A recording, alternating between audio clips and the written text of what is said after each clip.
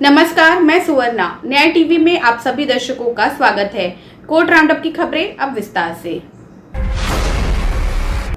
उत्तर प्रदेश के लखीमपुर खीरी में रविवार को प्रदर्शनकारी किसानों को गाड़ी से रौंदने के आरोपी आशीष मिश्र, केंद्रीय मंत्री अजय मिश्र के बेटे के खिलाफ हत्या का केस दर्ज कर लिया गया है। इस बीच किसानों पर गाड़ी चढ़ाने का एक नया वीडियो सामने आया है। सोशल मीडिया पर वायरल हो रहे इस वीडियो में दिख रहा है कि गाड़ी की टक्कर के बाद कुछ किसान जमीन पर गिर गए, वहीं कुछ बचने के लिए हाथ पांव मारते नजर आए और मौके पर अफरा तफरी मच गई।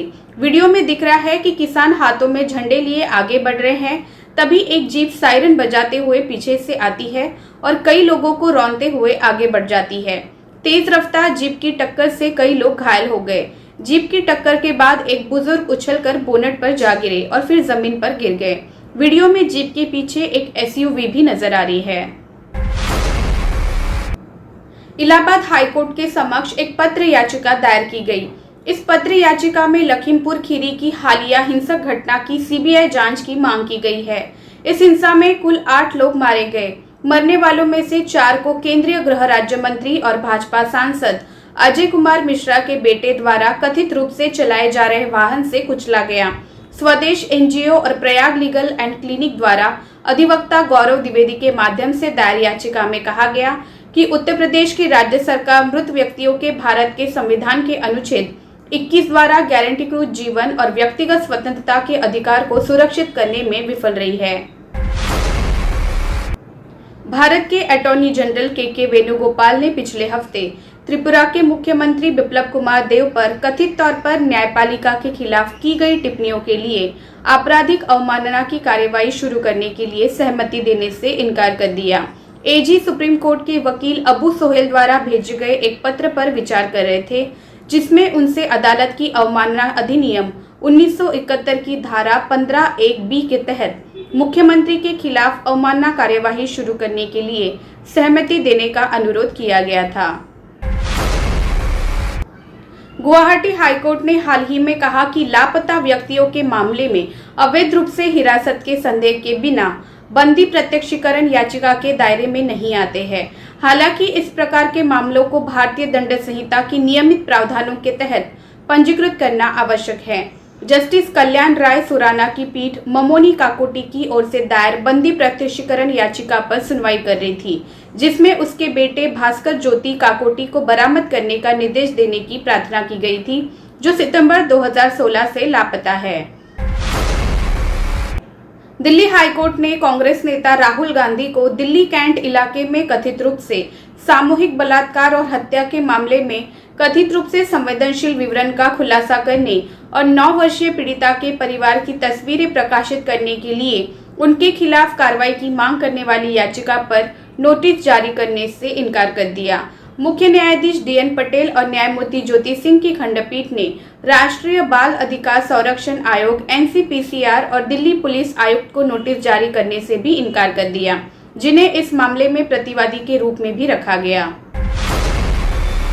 क्रूज शिप ड्रग मामले में अभिनेता शाहरुख खान के बेटे आर्यन खान को 7 अक्टूबर तक नारकोटिक कंट्रोल ब्यूरो NCB की हिरासत में भेजे जाने के कुछ घंटों बाद मुंबई की एक स्थानीय अदालत ने गिरफ्तार किए गए 5 आरोपियों को भी NCB की कस्टडी में भेज दिया है। उक्त 5 आरोपी दिल्ली के निवासी हैं। हालांकि उनके वकीलों ने आरोप लगाया कि गिरफ्तारी अवैध है।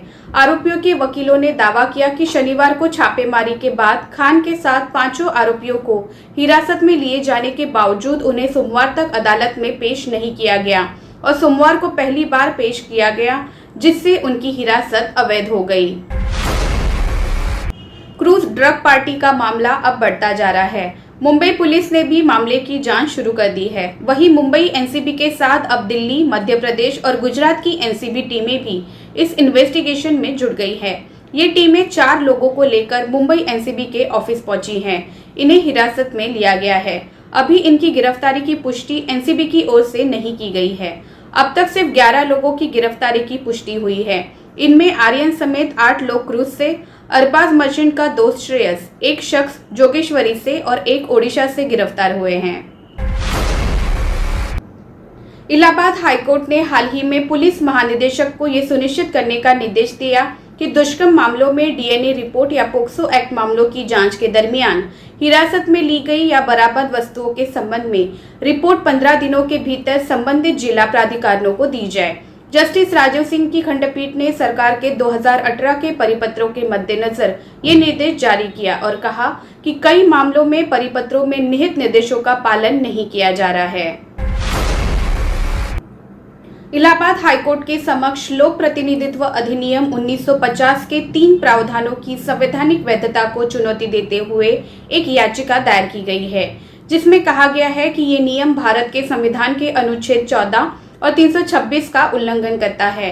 न्यायमूर्ति देवेंद्र कुमार उपाध्याय और न्यायमूर्ति अजय कुमार श्रीवास्तव की पीठ ने याचिका पर सुनवाई करते हुए नोटिस जारी किया और भारत के चुनाव आयोग और केंद्र सरकार से जवाब मांगा और मामले को आगे की सुनवाई के लिए 18 अक्टूबर को सूचीबद्ध किया।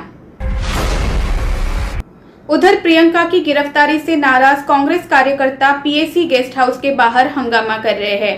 उन्होंने गेस्ट हाउस के बाहर बैरिकेड्स तोड़ दिए और नारेबाजी करने लगे। कांग्रेस कार्यकर्ताओं की पुलिस से तीखी झड़प हो गई क्योंकि कार्यकर्ता खाना बनाने का सामान और टेंट लेकर पहुंच गए थे और पुलिस ने उन्हें रोक दिया। लखीमपुर खीरी हिंसा में मारे गए किसानों के परिवार से मिलने पहुंची प्रियंका गांधी को यूपी पुलिस ने गिरफ्तार कर लिया है। उन्हें सीतापुर स्थित पीएसी के गेस्ट हाउस में 30 घंटे हिरासत में रखने के बाद गिरफ्तार किया गया है। उनके खिलाफ धारा 144 का उल्लंघन और शांति भंग की आशंका जैसी धाराओं के तहत केस दर्ज किया गया है। पुलिस कुछ देर में उन्हें कोर्ट में पेश करेगी। लखीमपुर हिंसा से जुड़ा एक बड़ा सबूत सामने आया है। इसमें केंद्रीय गृह राज्य मंत्री के बेटे नजर आ रहे हैं। दरअसल काले झंडे दिखा रहे किसानों को कुचलने के बाद थार जीप के कुचलने का एक वीडियो सामने आया था। अब उसी कड़ी में एक दूसरा वीडियो आया है। ये सोशल मीडिया पर तेजी से वायरल हो रहा है। इस वीडियो में एक शख्स उतरकर भाग रहा है, जिसे यूजर गृह राज्य मंत्री अजय मिश्र का बेटा आशीष मोनू बता रहे हैं। केंद्रीय मंत्री के बेटे समेत 14 लोगों के खिलाफ हत्या का केस दर्ज। लखीमपुर खीरी में हुई हिंसा के मामले में केंद्रीय गृह राज्य मंत्री अजय मिश्र टेनी के बेटे आशीष मिश्र समेत 14 लोगों पर हत्या और आपराधिक साजिश का केस दर्ज किया गया है। ये केस बहराइच के नानपारा के रहने वाले जगजीत सिंह की शिकायत पर तिकुनिया थाने में दर्ज हुआ है। दूसरी तरफ मंत्री अजय मिश्र के ड्राइवर की शिकायत पर तिकुनिया थाने में ही अज्ञात किसानों पर हत्या, जानलेवा हमला और मारपीट की धाराओं में केस दर्ज किया गया है। सरकार और किसानों के बीच हुआ समझौता। लखीमपुर में सरकार और किसानों के बीच समझौता हो गया है। सरकार ने मृतकों के परिवार को 45 लाख रुपए मुआवजा देने का ऐलान किया है। वहीं सभी मृतकों के परिवार के एक सदस्य को सरकारी नौकरी भी दी जाएगी। साथ ही घटना की न्यायिक जांच और 8 दिन में आरोपियों को गिरफ्तार करने का वादा भी किया गया है। फिलहाल बस इतना ही। अन्य खबरों के लिए जुड़े रहिए न्याय टीवी के साथ। नमस्कार।